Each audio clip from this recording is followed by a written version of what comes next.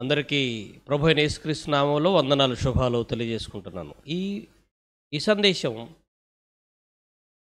ఈ సందేశం ద్వారా ప్రార్థన యొక్క ప్రాముఖ్యతను మీకు నేను తెలియచేయాలని ఆశపడుతుంటున్నాను. ఏమండి? ప్రార్థన యొక్క ప్రాముఖ్యత. చాలామంది ప్రార్థన చేస్తే 60 ఏళ్ల బ్రతుకుల్లో అవసరాలను గురించి ప్రార్థన చేసుకుంటూ ఉంటారు. దేవుణ్ణి ఏది పడితే అది అడిగేస్తూ ఉంటారు. నిజంగా ఎలాంటి ప్రార్థన చేస్తే దేవుడు వింటాడు, ఎలాంటి ప్రార్థన దేవునికి అనుకూలంగా ఉంటుంది, ఇది మనం తెలుసుకునే ప్రయత్నం చేద్దాం. కాబట్టి మొదటిగా భక్తుల జీవితంలో ఒక భక్తుడు విషయాన్ని మీ ముందు పెడతాను.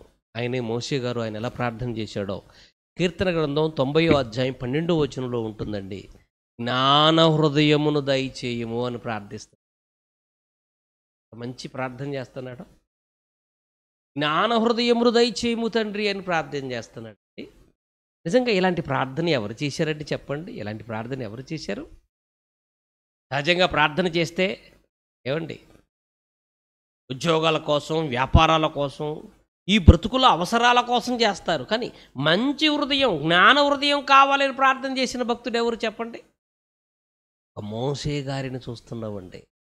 మోషే గారిని చూస్తున్నాం. ఏమండి, అసలు జ్ఞాన హృదయం కావాలని కోరుకున్న వాళ్ళు, నరులో హృదయం ఎలాంటిదో మీకు తెలుసుగా.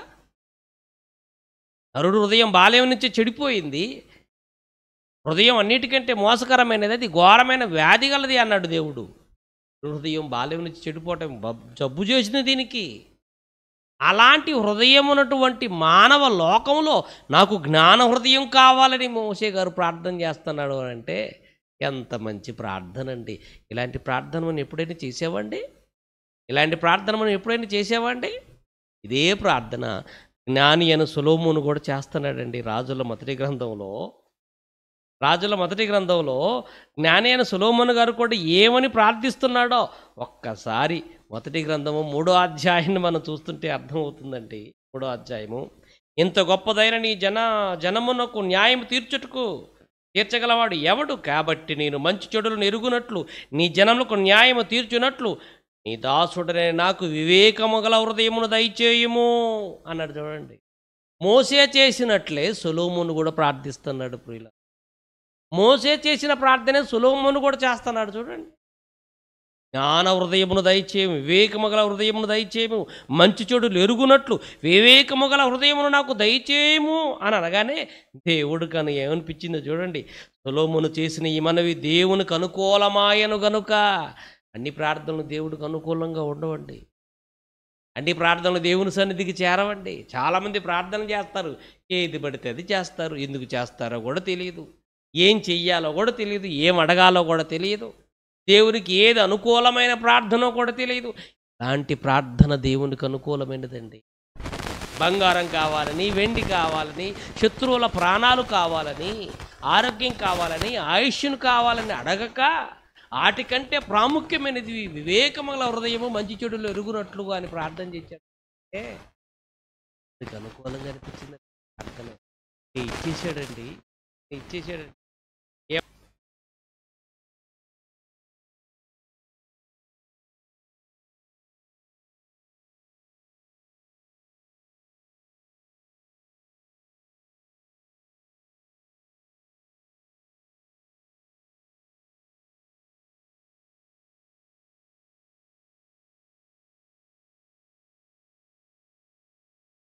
దేవుడు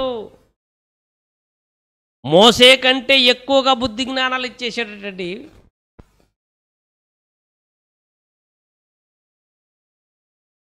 నువ్వు ఇలాగు మనవి చేసినందున 12వ వచనంలో నీ మనవిని ఆలకించుచున్నాను, బుద్ధి జ్ఞానముల వివేకము గల హృదయము నీకు ఇచ్చుచున్నాను అన్నాడు. చూడండి, ఎవరికి అర్థమైందండి మోసే చేసిన ప్రార్థనలోని సారం, సొలొమోను చేసిన ప్రార్థనలోని సారం ఎవరికి అర్థమైందండి?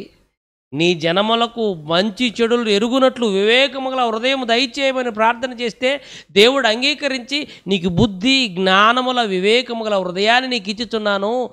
పూర్వీకులు నీ వంటి వాడు ఒకడు లేడు, ఇక మీద నీ వంటి వాడు ఒకడు ఉండడు అని అంటున్నాడంటే మోసే కంటే కూడా గొప్ప వివేకము గల హృదయము జ్ఞానము గల హృదయాన్ని దేవుడు సొలొమోనుకి ఇచ్చినట్టుగా మనకు అర్థమవుతుంది. ప్రియమైన దేవుని పిల్లలారా, మనకిచ్చాడండి. ఇలాంటి ప్రార్థన ఎవరైనా చేశారండి?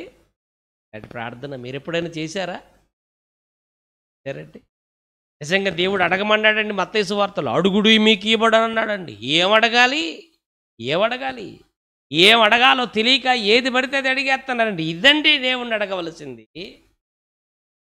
ఇదండి యేసుక్రీస్తు తన బోధలో చెప్పాడు. అడగండి మీకు ఇవ్వబడును, అడగండి మీకు ఇవ్వబడును. ఏం అడగాలి? ఏం అడగాలి?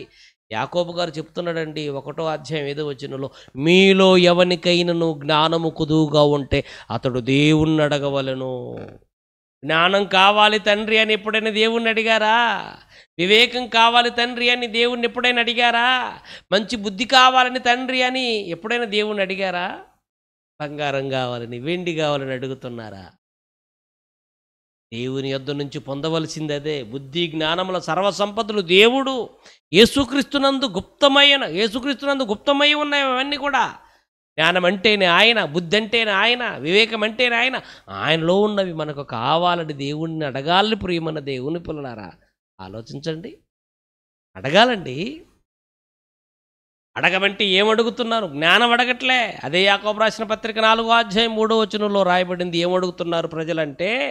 ఏం రాస్తున్నాడు దేవుడు అంటే యాకోబు ద్వారా? మీరు అడిగినను మీ భోగముల నిమిత్తమే మీరు అడుగుదురు అన్నాడు. చూడండి, మీ భోగముల నిమిత్తమే అడుగుదురు, మీ భోగముల నిమిత్తమే నన్ను అడుగుదురు అన్నాడు. చూడండి, భోగం నిమిత్తం అడిగేస్తున్నావటండి మనం. ఆలోచించండి, భోగముల నిమిత్తం అడుగుతున్నావట. అందరూ అదే అడుగుతున్నారు. 60 ఏళ్ళ బ్రతుకులో వారి ఆనందాలు, వారి సుఖాలు తీర్చుకోవటానికి దేవుణ్ణి అడుగుతున్నారే తప్ప బుద్ధి జ్ఞానములు ఎవరు అడగటం లేదు. ఇర్మియా గ్రంథం 3వ అధ్యాయం 33వ వచనంలో 33వ అధ్యాయం 3వ వచనంలో చూడండి ఏమని రాయబడి ఉందో. అక్కడ చూడండి ఏమంటున్నాడు దేవుడు. ఇర్మియా గ్రంథం 33వ అధ్యాయం 3వ వచనంలో ఏమండి, ఇప్పుడు చూడండి ఎంత చక్కని మాట రాస్తున్నాడో. 3వ వచనంలో, నాకు మొర్రపెట్టుము నీకు ఉత్తరం ఇచ్చేద్దను అన్నాడు. మొర్రపెట్టుము నీకు ఉత్తరం ఇచ్చేద్దను అంటే ఏది పడితే అది అడగమనే? దేవుడికి మొర పెడితే ఉత్తరం ఇస్తాడని అంటున్నాడు కదా. ఏది పడితే అడగమనే? కాదు కాదు. కింద ఆన్సర్ చెప్తున్నాడు చూడండి. నీవు గ్రహింపలేని గొప్ప సంగతులను, గూఢమైన సంగతులు నీకు తెలియజేస్తాను. ఇక్కడ కూడా బుద్ధి జ్ఞానములే అంటున్నాడు. నువ్వు గ్రహింపలేనివి నీకు తెలియజేస్తాను, గూఢమైనవి అంటే రహస్యమైనవి కూడా నీకు నేను తెలియజేస్తాను. నన్నడుగు, నన్నడుగు. భోగముల నిమిత్తం కాదు నువ్వు అడగాల్సింది, నన్ను అడగవలసింది గూఢమైన సంగతులను గురించి, జ్ఞానమును గూర్చి, కొదువుగా ఉన్న వాటిని గూర్చి, అర్థం కాని వాటి గురించి నన్ను అడగాలి నువ్వు అంటున్నాడు. చూడండి, ఇర్మియా గ్రంథం 33:3 అనగానే చాలామంది ఏం చెప్తున్నారో తెలుసు. మాట విన్నప్పుడు నాకు మైండ్ బ్లాక్ అయిపోయిందండి. ఇర్మియా గ్రంథం 33:3 అంటేనట అది దేవుడు ఫోన్ నెంబర్ అటండి. దేవుడు ఫోన్ నెంబర్. ఏంటి, దేవుడు కూడా ఫోన్ నెంబర్ ఉందా? దేవుడు ఫోన్ నెంబర్ అనగానే నేను అనుకున్నానండి, ఎయిర్టెల్లుడు ఇచ్చాడా, ఐడియా వాడు ఇచ్చాడా, జియోడు ఇచ్చాడా, రిలయన్స్ వాడు ఇచ్చాడు, ఎవడిచ్చాడా అని నేను ఆశ్చర్యపోయానండి. దేవుడికి ఫోన్ నెంబర్ ఏంటి చెప్పండి? ఇది లేఖనం అండి, అధ్యాయంలో వచ్చినవండి. దీన్ని దేవుని ఫోన్ నెంబర్గా వర్ణించటం ఎంతవరకు రైట్ చెప్పండి? ఇక్కడ దేవుని ఫోన్ నెంబర్ అట.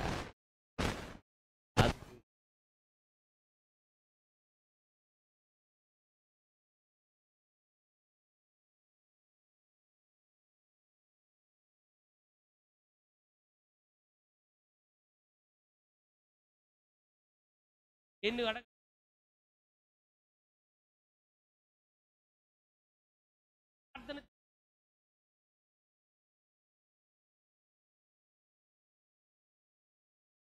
సామెతల గ్రంథం 2వ అధ్యాయం 2వ వచనము,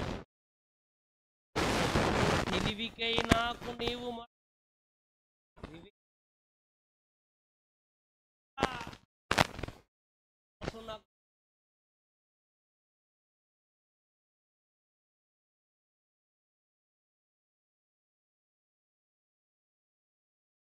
నీకు తెలివి కావాలంటే వేచిన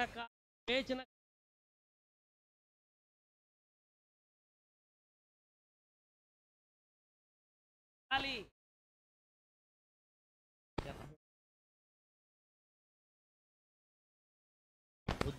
జ్ఞానముల కావాలని మనం అడిగి ఈ ప్రార్థనలో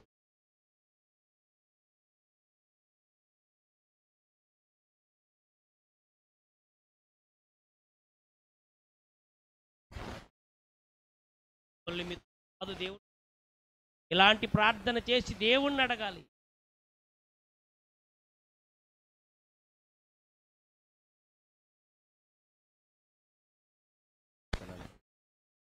మనండా